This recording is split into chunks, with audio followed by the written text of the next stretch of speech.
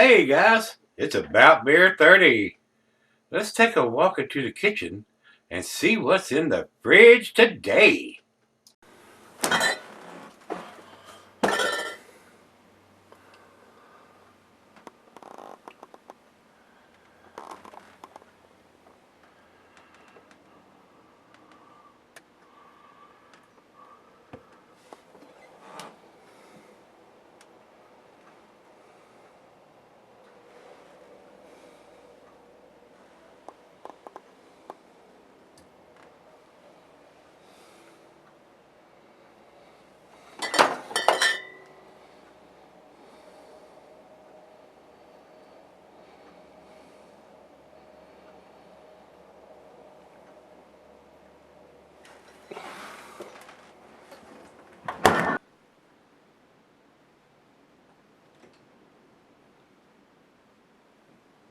Hey guys, thanks for stopping by Gregsbeerreviews today. Today's beer comes from Ballast Point. This is their Barmy. What it is a ale brewed, let's look at the bottle here. Golden ale with apricot and honey. And this is a big beer, guys. This is a 12%er. So, Enrico, my brother, sent me this. And on the bottom, see if I can see, because they're writing their codes on the bottom now. This says 16179. So this was put in the bottle on the 179th day of 2016. Now, the alcohol being at 12%, this beer is going to keep for a long time. But I don't know how hoppy they were, because they do the sculpin and a lot of different versions of that beer, and a lot of hoppy beers. So I don't know if something in this beer is going to fade over time, where this is going to become a malt bomb, and I'm thinking it probably will. I'm not sure, because it's considered a fruit beer by some, and some of them are considered it a strong ale since it's 12%, and being done that long ago, the 179th day,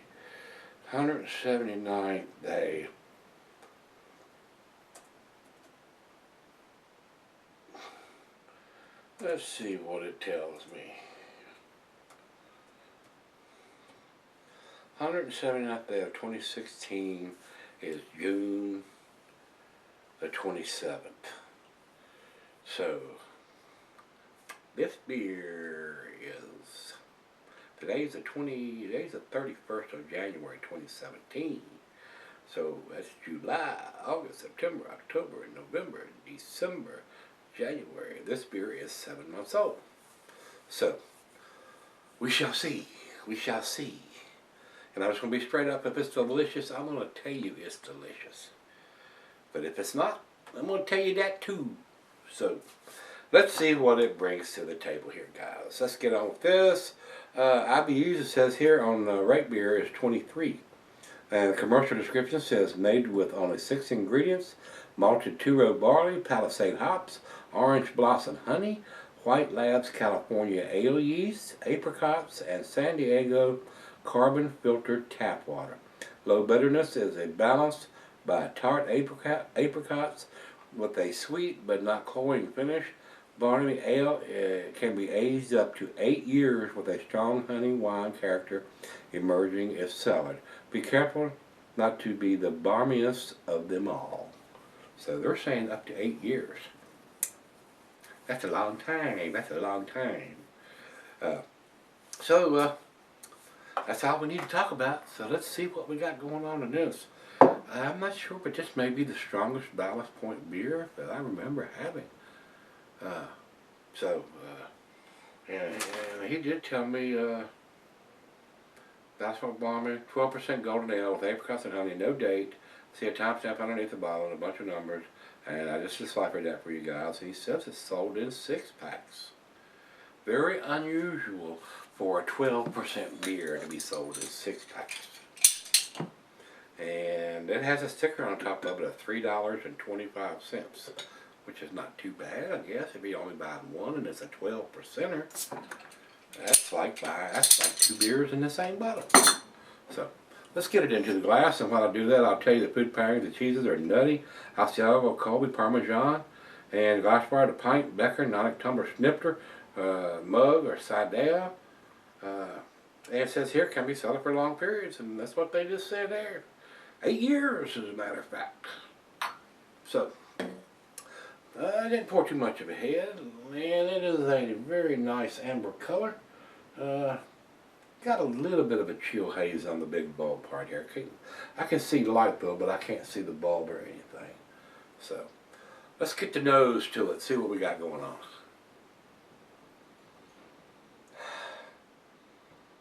I'm getting some honey and some maltiness there. Apricots. Maybe a little bit of caramel and toffee. And I'm getting I don't want to say booziness, but I'm getting, when I smell a double or imperial IPA or something to the 8+, especially 9+ category, I can smell the heavier malt in the beer that it takes to produce a beer of that magnitude. And that's what I'm getting here. A lot of sweetness, but also the alcohol that's present to make that big of a beer. But it doesn't smell boozy, I will tell you that. It's got a very nice sweetness to it. So let's dive in and see how well it's hidden. Cheers, everybody. Cheers, Rico.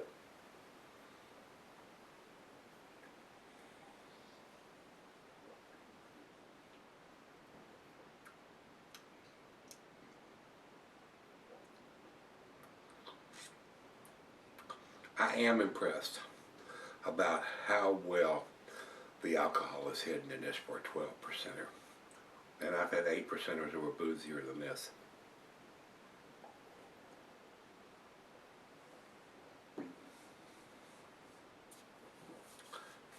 Apricots on the taste. Sweetness from the honey. Little hints of caramel and toffee in there. I am pleasantly surprised. I thought this was going to be a big, boozy, malty mess, and it is not. It is a strong beer, though. I can taste, I can't smell, and I can't feel the alcohol, but I can taste how big a beer this is.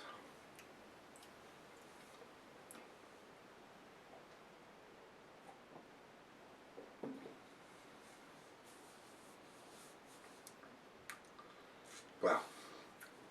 That's a well-made beer, guys. I will have to be straight up honest with you. That's a well-made beer.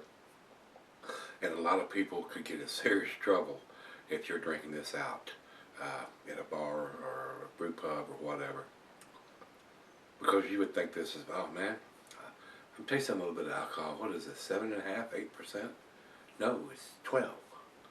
So 2 of these, maybe even 1 for some people, would make you drunk. It would make you inebriated, or at least enough if you blew in a meter through a road check or a license check or whatever. The guys know how they are. They pop them things up, and you go through it, and they even have those little snippers on their flashlight. And they come up and say, "Ah, you had anything to drink tonight?" That little thing on their flashlight goes deep, little light or a sound it makes, and it detects the alcohol on your breath.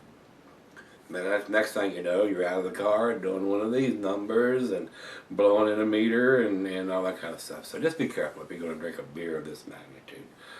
Do it at home like I do, or have a designated driver. That's the key there. Don't want to see you get in trouble or hurt anybody, yourself or any innocent people. Well, let me sip on this thing for just a tad and see where we end up with on this, and let her have a couple sips and see if I can pry it out of her hand after she does. It's a fairly tasty beer, guys. So let's let it warm up, see what we get. All right, guys, I'm back. Got a little left. Went out on the deck. My God, the wind is blowing 50 miles an hour out there. It's not cold, but the wind is howling out there. It is. If we could get half that breeze in the summertime, it'd be nice around here. But in the wintertime, around here, It blows all the time. If you had a windmill generating electricity, it would it'd be burning the batteries up. I mean, if you could store enough electricity in the wintertime, the way the wind blows around here, it would run your whole house the whole summer long. I mean, it really would. I mean, in the wintertime, it just blows all the time here in Virginia, this part of Virginia anyway. I'm just glad it's not cold out there, and all that's supposed to change this Sunday. I think it's supposed to snow this Sunday.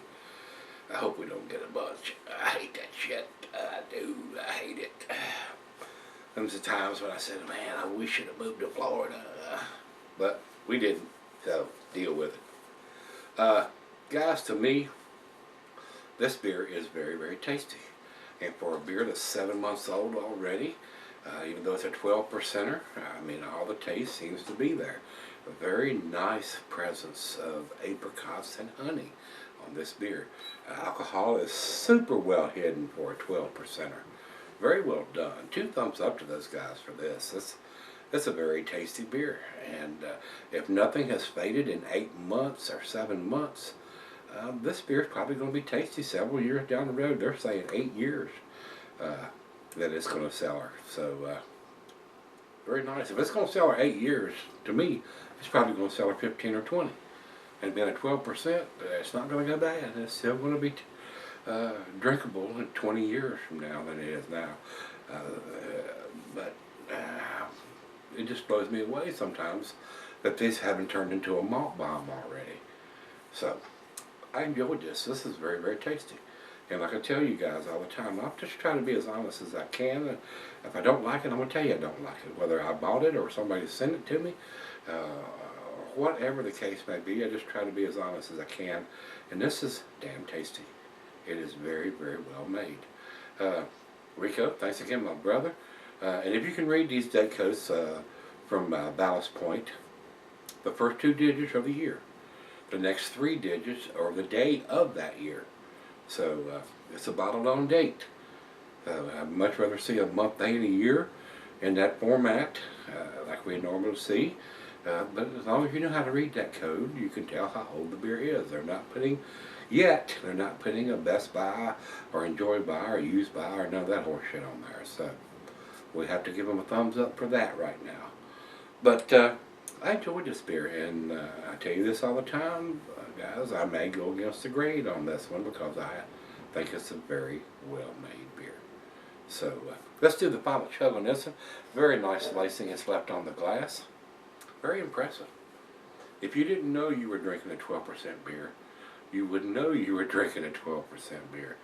So, like I said earlier, you can get in trouble drinking this, especially if you're not drinking it at home. Final chug.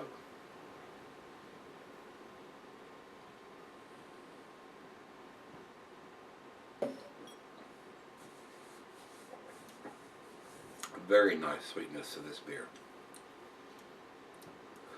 Very easy drinking beer.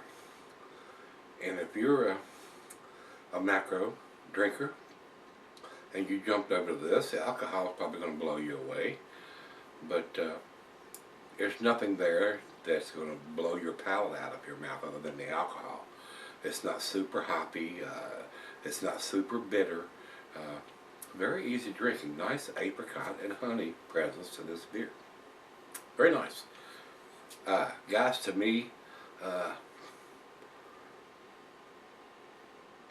could just as easily give this an A-. I'm not going to because they are using that coating on the bottom, but it is a bottled on date. Just learn to read that code, especially on these guys that do this type of code, the Julian code, where it has the 3 digits for the day of the year and then the year, or they put the year first and then the day of the year behind it. They do it both ways. Some do one, some do the other. So, but it is better than an Enjoy By day, Use By, or whatever day, whatever, Kiss My Ass By day. So, as long as they're doing some kind of bottled on date that we can decipher, I'd much rather see that than the other. To me, that's, as far as I'm concerned, a Use By, Best By, Enjoy By date is just as bad as not putting a date at all on it. Because some of them give it a 3-month, 4-month, 5-month, 6-month, 8-month, 12-month shelf life on the beer so they can sell more of it. That's the only reason they go to those codes, guys. That is the only freaking reason. It's for their benefit to sell more beer, not our benefit to get fresh beer. So, we're going to leave it at that. Let's run over to, now like I said, guys, I'm going to give it to B+. I'm going to give this, I'm going to give it an 89. It was pretty damn tasty. If it had a month and a year on it, I'd probably give it to A-. I would probably step up and give it a 90 or a 91. But they're using the code, but it is a bottled on date. Beer Advocate has this listed at 83. I think it's much better than that. It is a well-made beer. And over to Rate Beer, they have overall 79, but 93 in the style. And our final check-in, Untapped, has it at 3.66, which is a B plus beer, as far as I'm concerned. Close. B plus, somewhere in that area. So, I enjoyed this. Rico, thanks again, my brother, for sending it to me. I was pleasantly surprised. I was expecting much worse. I was expecting it to be a big malty mess, and it's not. So, after 7 months, maybe this will keep for multiple years. So, if you've had this one from Ballast Point, they're Barmy. And here on Untapped, they call it a Belgian Strong Golden Ale. I'm not getting much Belgian yeast. If I've used Belgian yeast in this, I'm not getting a lot of that. There is no bubblegummy or banana-y taste to me that I get a lot of times from the Belgian yeast.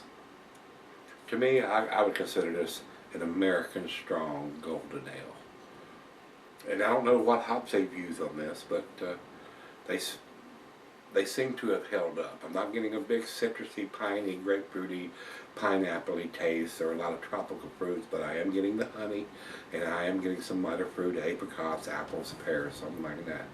Very easy drinking for a 12%. So, if you've had this one from them, let me know what you think, guys. Come on back tomorrow. Let's see what we can dig up out of that fridge. See you then.